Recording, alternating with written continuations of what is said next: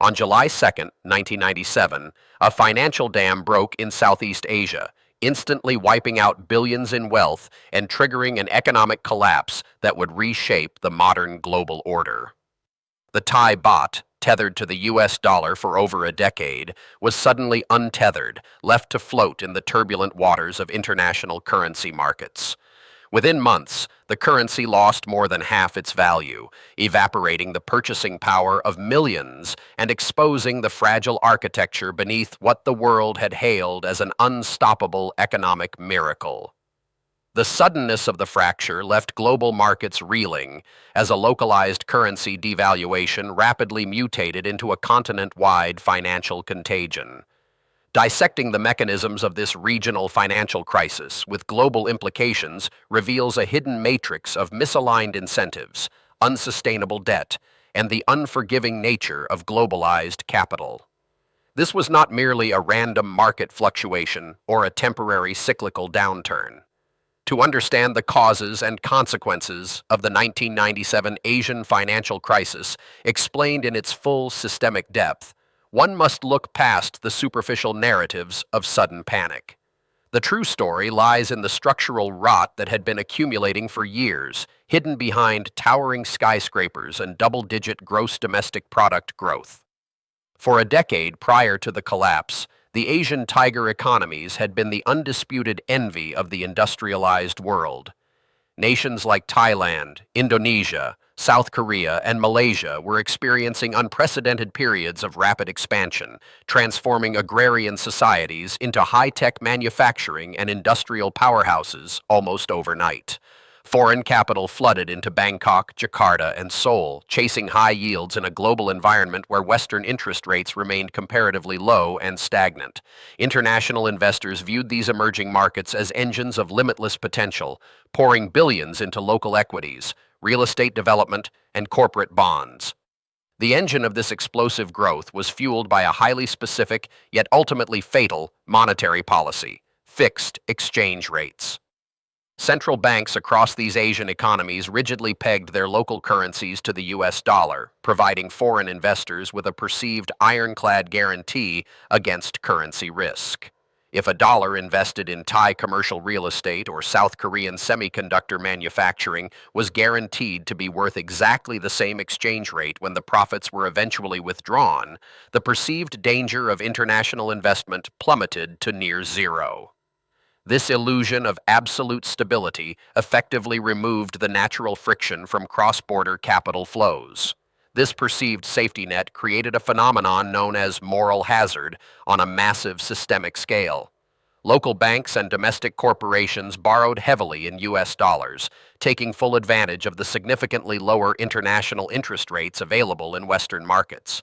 They then took these borrowed dollars, converted them at the fixed exchange rate, and lent or invested those funds domestically in local currency.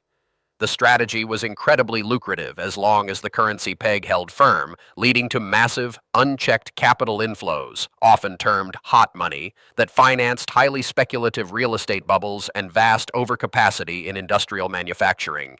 The fatal structural flaw in this financial architecture was the dangerous assumption of permanence. Because the corporate debt was denominated in US dollars, but the revenue generated to service and pay back that debt was earned in local currencies like the baht or the won, these corporations were carrying massive, unhedged foreign exchange liabilities.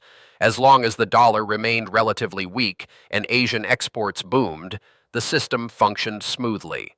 But when the US dollar began to strengthen globally in the mid-1990s and regional export growth simultaneously slowed down, the underlying economic reality began to violently detach from the artificial stability of the currency peg.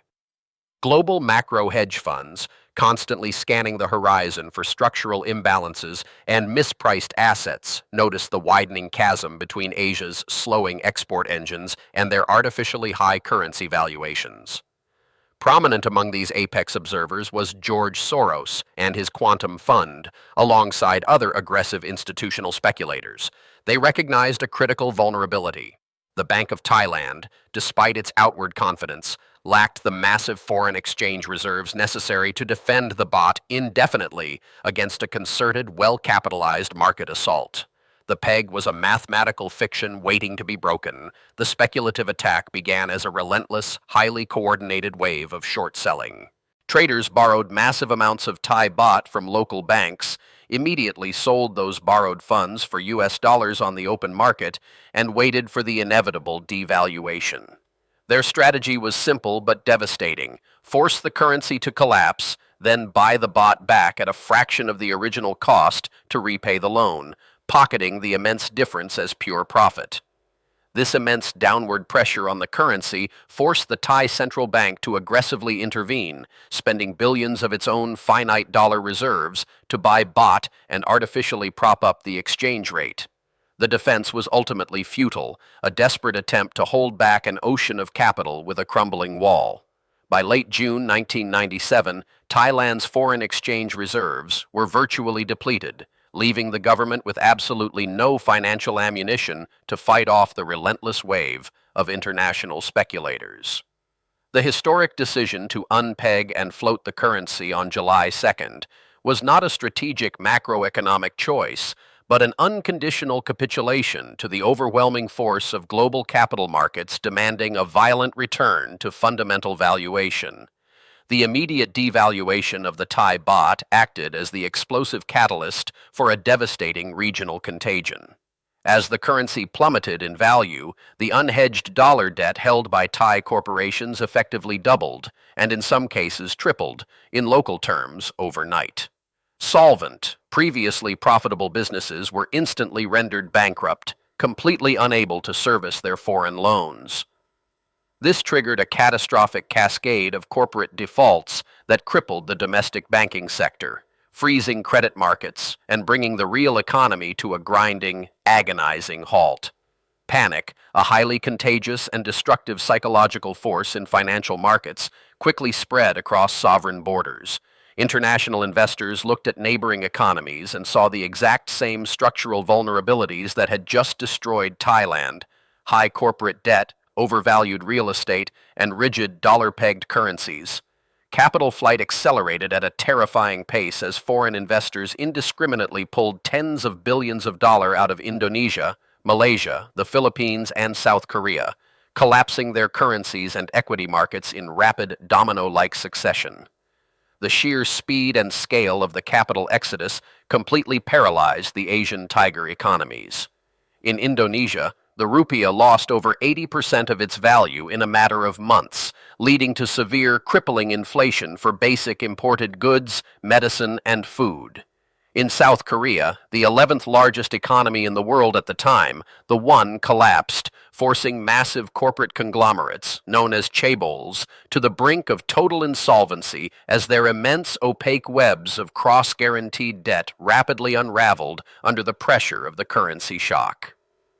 Facing imminent sovereign default and complete economic paralysis, these devastated nations had no choice but to turn to the global lender of last resort, the International Monetary Fund.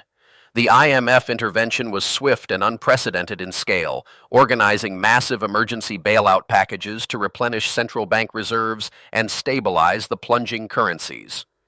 These financial lifelines amounted to $40 billion for Indonesia, $57 billion for South Korea, and $17.2 billion for Thailand, injecting desperately needed liquidity into the freezing arteries of the Asian financial system.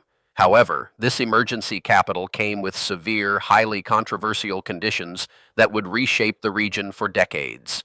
The IMF mandated strict, uncompromising austerity measures, demanding that recipient nations drastically cut government spending, raise taxes, and hike interest rates to dizzying heights. The theoretical economic goal was to restore shattered foreign investor confidence and halt the bleeding of capital flight by making local currency deposits highly lucrative, while simultaneously cooling off the overheated domestic economies to reduce import demand. In practice, these orthodox economic prescriptions poured gasoline on a raging financial fire. Sky-high interest rates, intended to defend the battered currencies, choked off vital credit to perfectly healthy domestic businesses that relied on short-term financing to survive. The toxic combination of slashed government spending, plummeting consumer demand, and suffocating corporate borrowing costs engineered a brutal deflationary spiral. This transformed what began as a severe financial liquidity crisis into a deep, agonizing, and prolonged economic depression. The human toll of this systemic failure was staggering and immediate. Unemployment skyrocketed across the region as massive manufacturing factories shuttered their doors and sprawling commercial construction projects were abandoned mid-build, leaving concrete skeletons dotting the skylines of Asian megacities. In Indonesia, the sudden economic devastation and soaring food prices ignited massive social unrest, violent riots, and ultimately forced the collapse of President Suharto's three-decade-long authoritarian regime. The crisis demonstrated with brutal clarity how deeply intertwined financial architecture is with national political stability. The severe austerity imposed on Asia by international institutions stood in stark, bitter contrast to the generous bailout mechanisms later utilized by Western nations during their own subsequent banking crises. The IMF's rigid approach in 1997 forced the excruciating pain of deleveraging directly onto the working populations of the affected countries, liquidating insolvent domestic banks and demanding sweeping structural reforms. These mandates fundamentally altered the long-standing relationship between the state, the banking sector, and corporate conglomerates in Asia, dismantling the very systems that had fueled their initial rise. This stark dichotomy exposed the harsh, underlying reality of the global financial matrix.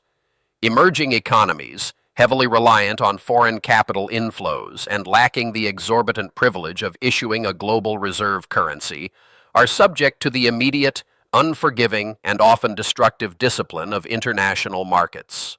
The crisis laid bare the inherent systemic dangers of liberalizing national capital accounts and inviting in foreign hot money without first establishing robust, transparent domestic financial regulation and strict currency oversight.